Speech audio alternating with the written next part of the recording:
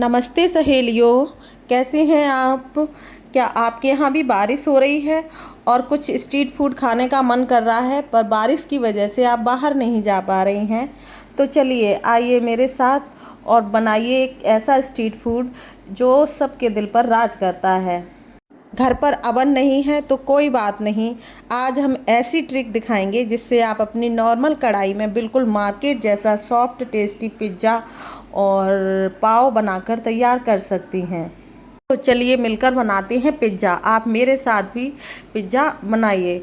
तो ये मैं हरी हरी सब्जियां जो हमारे दिलों पर राज करती हैं और इस रेसिपी की जान है, तो ये हरी हरी सब्जियां जो शिमला मिर्च, प्याज और टमाटर, इन्हें हम क्यूब आकार में काट लेंगे और टमाटर का पल्प निकाल देंगे।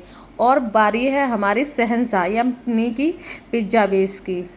इसे पिज़्ज़ा ब्रेड भी कहते हैं। ये मार्केट में आसानी से मिल जाता है या आपके आसपास परचूनी की जो दुकान किराना स्टोर होता है उस पे आराम से आपको पिज़्ज़ा बेस या पिज़्ज़ा ब्रेड के नाम से मिल जाता है।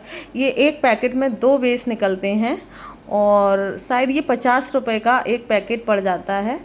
तो मार्केट से तो बहुत ही हाइजीन और बहुत ही अच्छा अपने हिसाब से बना सकती हैं इसे आप। यहाँ हमने ये पिज़्ज़ा सॉस तैयार की थी, थोड़ा सा बटर और जो केचप होता है हमारा जो टमाटो केचप, उसमें बटर मिला के ये सॉस तैयार की। और बारी है अब टॉपिंग्स की।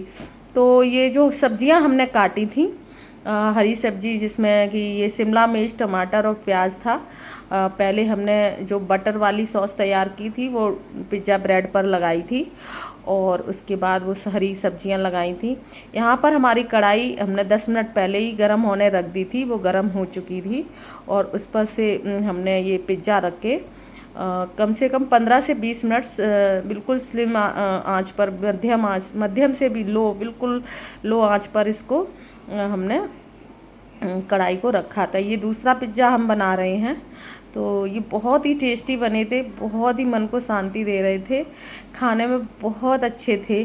तो ये हमारा दूसरा पिज़्ज़ा तैयार हो रहा है। ये मोज़रेला चीज़ हम डाल रहे हैं, इससे टेस्ट बहुत अच्छा हो जाता है। और जो आपकी पसंद की सब्जियां हों, जो आप सब्जियां पसंद करती हों, वो भी आप इसमें डालकर अपने बच्चों को खिला सकती हैं।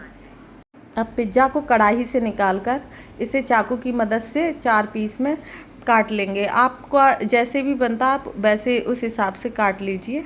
तो हमने यहाँ 4 पीस में काटा था और ये देखिए कितना शानदार और लाजवाब बना था। ये खाने में भी बहुत बढ़िया था और सामग्री बच गई थी और बच्चों का मन नहीं भर रहा था जो सामान बनाया था खाने से, तो उन्होंने कहा मुझे कुछ और भी वैसा ही कुछ चाहिए। तो हमारे पास पाव रखे थे, पिज़्ज़ा बेस ख़त्म हो गए थे, सारे खा लिए थे। तो पाव रखे थे, तो पाव पर भी हमने पहले बटर लगाया और जो सब्जियां बची हुई थी वो सब्जियां लगाई और उसके बाद मोज़रेला चीज़ भी लगाई। ये यहाँ पे भूल गई थी लगाना, फिर थोड़ी देर बाद याद आया। तो मुझे ये हमारा दूसरा भी पक गया है, बन गया है पिज़्ज़ा और हम कढ़ाई से बाहर निकाल लेंगे। और ये हमारा पाव है, इसको हम रख देंगे कढ़ाई में, बिल्कुल वैसे ही बनाएंगे जैसे पिज़्ज़ा बनाया था। और ये भी इतना शानदार बना था कि क्या कहने। आप अगर मिर्च नहीं खाते हैं तो आप इसी तरह से बनाइए, ये बहुत खाने में लाजवाब था। ऊपर से भी थोड़ा बटर लगाएंगे और ये एकदम से इतना सॉफ्टी, अंदर से क्रंची, इतना बढ़िया बना था कि बार बार खाने का मन कर रहा था। आप अगर पिज़्ज़ा या फिर ऐसी चीज़ें बना रहे हैं जो आपके पास अवन नहीं है और कढ़ाई में आप बना रहे हैं, तो आप बिल्कुल धीमी आंच पर बनाइए। और सहेलियों, आपसे एक बात करनी थी, अगर आपको मेरे ये छोटे पूरे जो वीडियोस हैं ये अच्छे लगते हों तो लाइक, कमेंट एंड शेयर कीजिए। कम से कम पूरा वॉच ज़रूर कीजिएगा, हमें बड़ी खुशी होगी। और क्या ही कहें, आप सब लोग खुश रहिएगा। राम राम जी।